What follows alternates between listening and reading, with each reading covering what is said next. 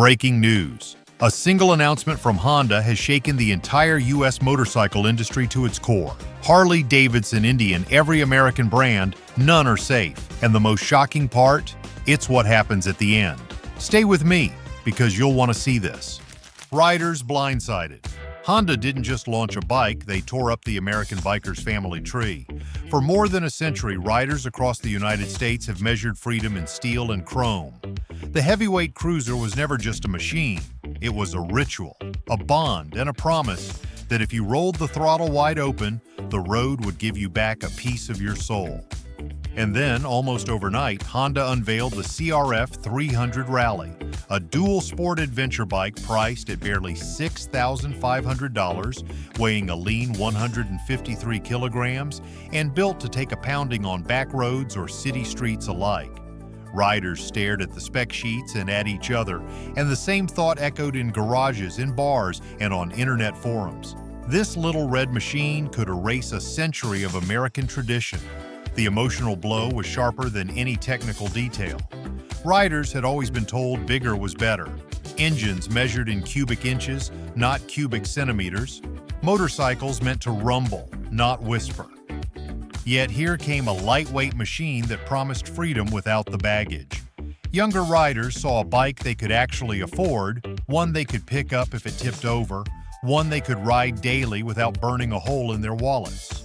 For older riders, it was worse. The CRF 300 Rally looked like the kind of machine they once mocked, and now it was being celebrated as the future. Suddenly, the roar of a V-twin didn't sound like rebellion. It sounded like stubbornness. The emotional shock was compounded by a sense of betrayal. American bikes had always leaned on nostalgia, on the idea that the sound and the chrome were as important as the ride. Honda ignored all of that and aimed at practicality, value, and versatility.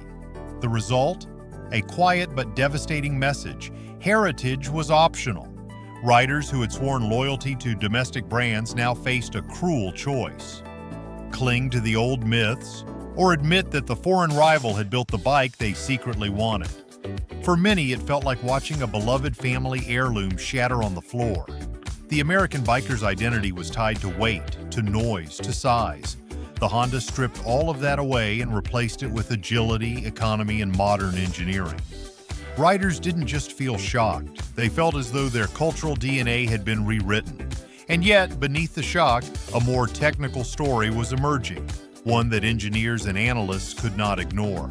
Because what came next wasn't about feelings, it was about numbers, and those numbers were brutal. Engineering earthquake. This wasn't just a motorcycle, it was an engineering slap in the face. Honda's CRF 300 Rally arrived with a spec sheet that read like an indictment of every bloated cruiser still rolling off American assembly lines. The engine, a 286 cubic centimeter liquid-cooled DOHC single, produced just over 20 kilowatts of power and 26 newton meters of torque. On paper, those numbers might not look like much compared to a hulking 1,200 cubic centimeter twin. But in practice, with a weight barely above 150 kilograms and a gearbox tuned for punch in the first 5 gears and cruising in the 6th, it meant efficiency, control, and usability that heavyweight bikes could only dream of. The details piled on like punches.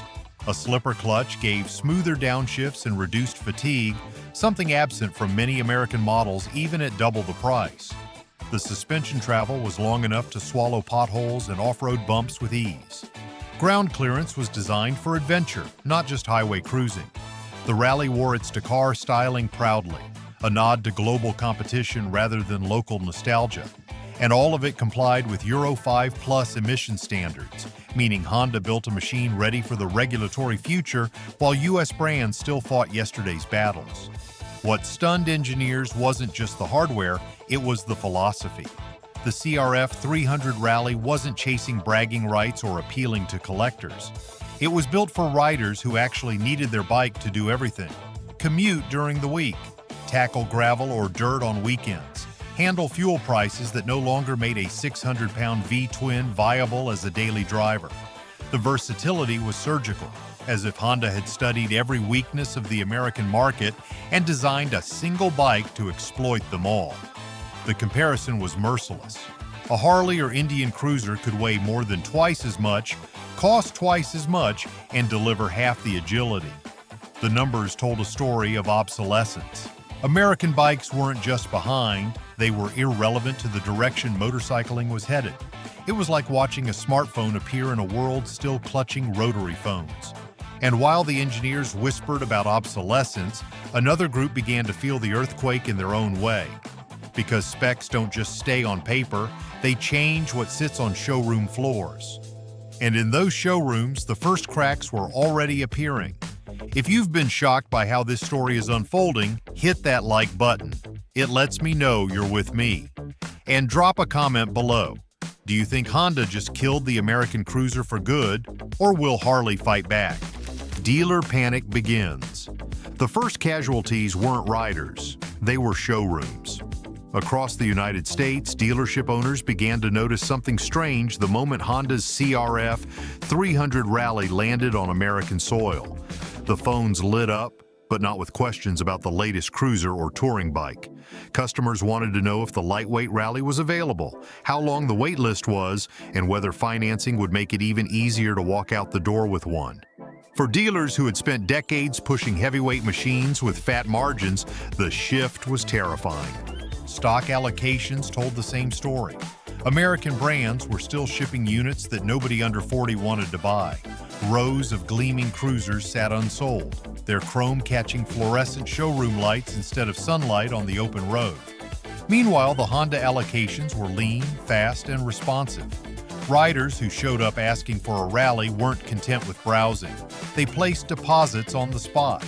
Dealers could sense the tide turning, but corporate leadership from the U.S. giants offered little support. Instead of adapting, they insisted on doubling down, sending more of the same heavy inventory. The economics turned cruel. Floor plans were strained as dealers carried stock that drained resources without moving. Insurance and storage costs piled up. Sales staff, once proud to pitch American Iron, found themselves unable to connect with younger buyers who just wanted something practical and versatile. A dealer in Missouri summed it up in a leaked memo. They're sending us bikes for people who don't walk into our store. The panic spread. Smaller dealerships whispered about closing their doors. Mid-sized ones scrambled to find loopholes to trade or offload inventory. Some even began holding unofficial events where older internal combustion models were sold without brand approval, just to keep the lights on. It wasn't mutiny, it was survival. But the desperation of showrooms wasn't confined to dealerships alone. Because in New York, in Chicago, and on Wall Street trading floors, another group was watching the numbers, and what they saw looked like the beginning of a crash. And that's when investors realized this wasn't just a motorcycle story, it was a market story. If you're watching prices fall and wondering where to even start, I've dropped links in the description to the exact sites and gear I use myself when hunting for deals. Market shockwaves. Wall Street doesn't ride bikes, but it knows a market collapse when it sees one. Within weeks of Honda's announcement, analyst notes began to circulate across investment banks. Pre-orders for the CRF 300 Rally surged well beyond expectations, while heavyweight U.S. brands showed flat or declining interest. Honda had built not only a competitive product, but a financial narrative: growth, accessibility, and regulatory readiness. In contrast, American manufacturers were saddled with excess inventory, shaky financing models, and a branding message that looked more confused by the day. Investors crave clarity, and Honda delivered it with surgical precision. One lightweight machine, positioned as both an entry-level adventure bike and a commuter alternative, gave Wall Street something to bet on. Meanwhile, American companies were sending mixed signals, dabbling in electrics, clinging to nostalgia, and offering long-term loans that looked more like desperation than strategy. Shareholders began to ask a dangerous question. If Honda could dominate the future with one affordable model, why pour money into legacy brands bleeding relevance? The stock tickers told the tale. Within days of the rally's pre-order spike, American motorcycle stocks dipped by double digits. Analysts downgraded outlooks, citing shrinking demographics, poor alignment with consumer demand, and rising debt burdens. Hedge funds began trimming exposure, while retail investors flooded forums with panicked posts. The perception alone was enough to shift billions in market value, and all of this unfolded before a single rider had even put significant miles on the new machine. The mere existence of the rally destabilized an entire industry's financial foundation. The investors weren't just reacting to a bike, they were reacting to a signal, a glimpse of a future where agility and affordability destroyed the myth of heritage. But for America's motorcycle companies, the stock dip wasn't just numbers on a screen. It was a threat to their survival, one that would push them into desperate strategies and risky counterattacks. Because the real fight was only beginning. Harley's counterpunch. Harley didn't roll over. They swung back with everything they had. Within weeks of Honda's CRF 300 rally setting fire to social media feeds and dealership chatter, Harley's boardrooms scrambled to answer. Their solution wasn't subtle. They announced a new wave of lightweight machines, teasers for electrics, and even whispered about a racing program that sounded more like spectacle than strategy. It was marketed as bold reinvention, but behind the curtain it reeked of desperation. The pivot looked flashy, but the cracks showed immediately. Harley's so-called lightweight options still tipped the scales far heavier than Honda's Rally. Prices landed thousands of dollars higher, with financing plans stretched over 7 years to make them palatable. And their electric concepts? Shown in glossy videos, but barely road-tested. Analysts noted that instead of fixing the cultural disconnect, Harley was throwing glitter on the problem. Riders wanted accessibility, versatility, and practicality. Harley doubled down on identity and theatrics. To older fans, the counterpunch felt like betrayal layered on betrayal. Instead of defending the heritage of American road freedom, Harley seemed to be chasing tech trends like a Silicon Valley startup. To younger buyers, it looked worse, a company that still didn't understand what they wanted. The more Harley tried to modernize, the more the gap widened between what consumers demanded and what Harley delivered. The announcement didn't just fail to stem the bleeding, it made the wound deeper. For every teaser video Harley released, Honda dealers were posting photos of rally models already being ridden through mud, sand, and snow. And while Harley polished its press releases, the streets told a different story, because riders, especially younger ones, had already started to migrate. Consumer migration. Younger riders didn't wait for Harley, they defected overnight. The CRF 300 Rally was more than a motorcycle, it was a passport. For under $7,000, a new generation of riders could commute to work, explore back roads on weekends, and still keep fuel and insurance costs manageable. In cities like Austin, Denver, and Seattle, 20-somethings who would never consider a cruiser lined up for test rides. For them, the choice wasn't cultural, it was practical. Data told the same story. Early reports suggested Honda's adventure and dual sport category grew by double digits in the first year of the Rally's release. By contrast, heavyweight cruiser sales in the U.S. slipped by more than 15% over the same period. Millennials and Gen Z didn't see themselves in chrome or leather jackets. They saw themselves in dirt, gravel, and urban traffic. They wanted versatility, and Honda had delivered it in one neat, affordable package. The migration had emotional weight as well. Riders who had grown up hearing their parents talk about Harley now mocked it in group chats, comparing oversized V-twins to relics collecting dust. Social media piled on. TikTok showed rally bikes climbing trails while captions read, "Try this on a 600-pound cruiser." The ridicule was devastating, not just to sales, but to brand equity. Heritage that once inspired loyalty now sparked memes. For Harley and other U.S. brands, the loss of young buyers meant more than a sales dip. It meant generational extinction. Once a rider bought their first Honda, loyalty tended to last. And for dealerships, this migration cut deep into their survival. Because as consumers left the showroom floor, the people who sold the bikes began to rebel too. The Great American Rebellion. As Honda's Rally spread from garages to Wall Street, the tremors rippled outward, into showrooms, onto factory floors, and eventually all the way to Capitol Hill.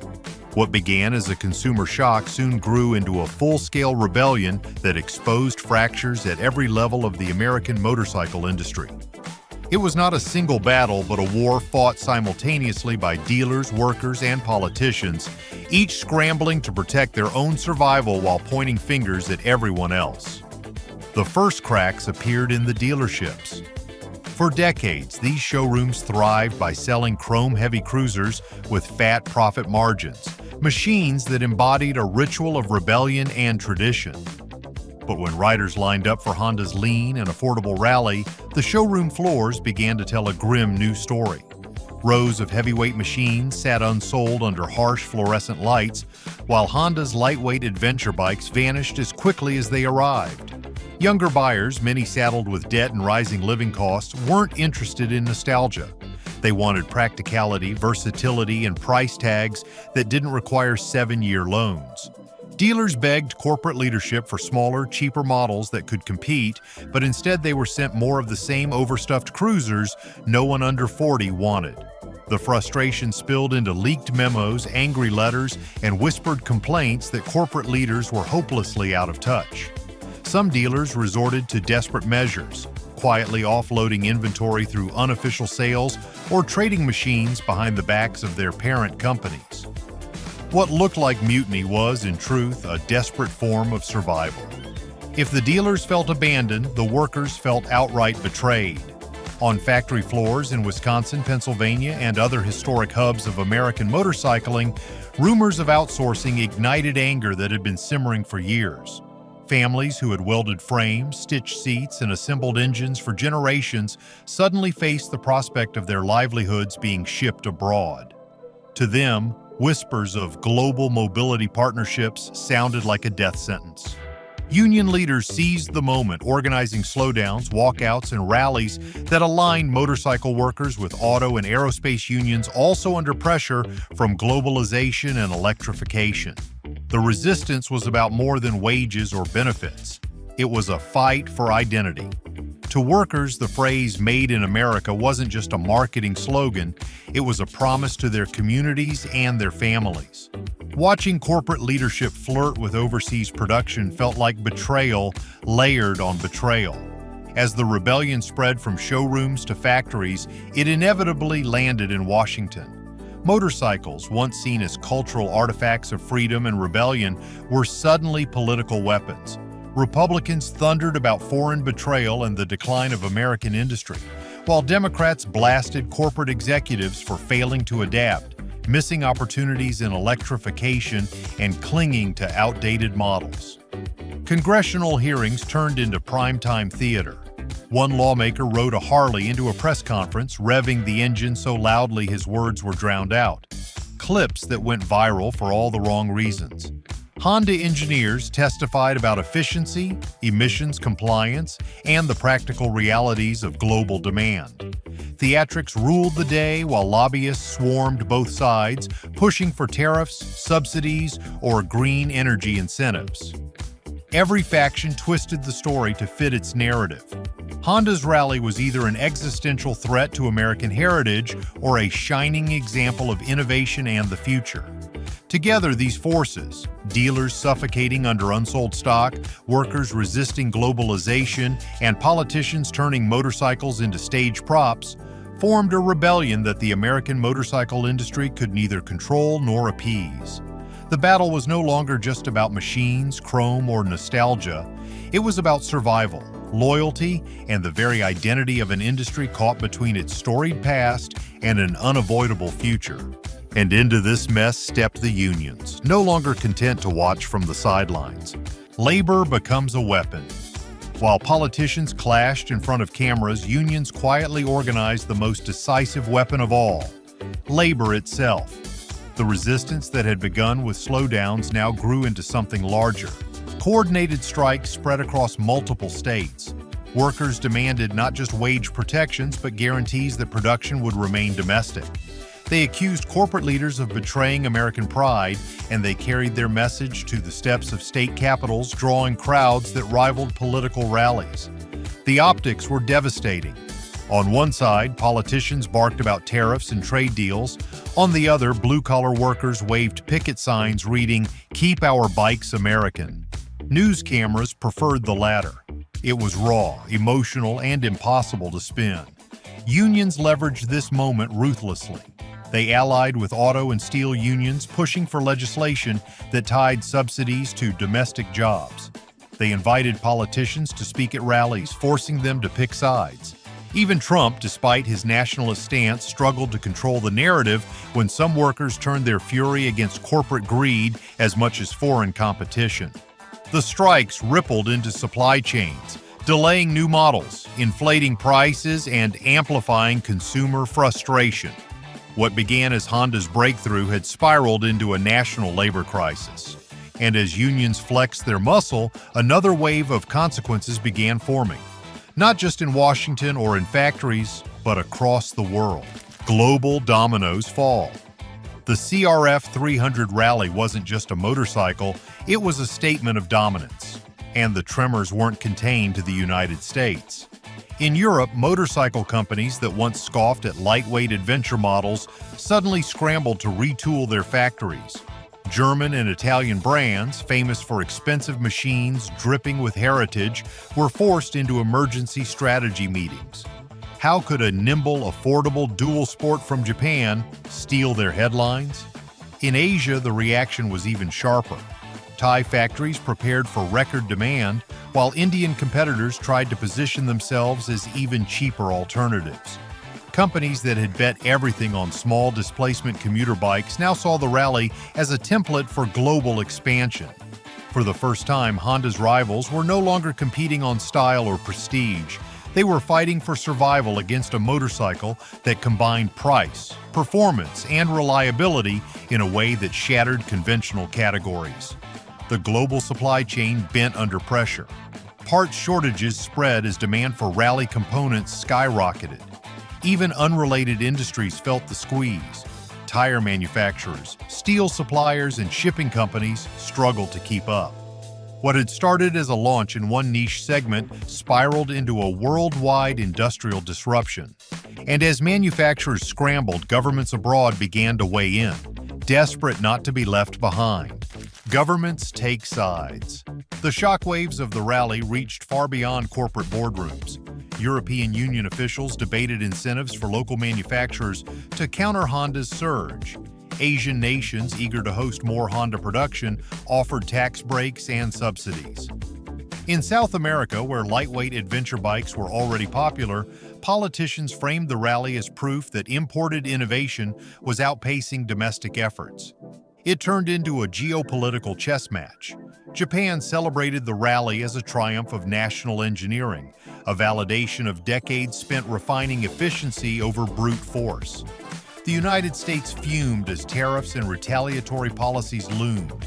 Even China, a sleeping giant in the motorcycle industry, began plotting how to replicate Honda's formula and flood the market with competing models.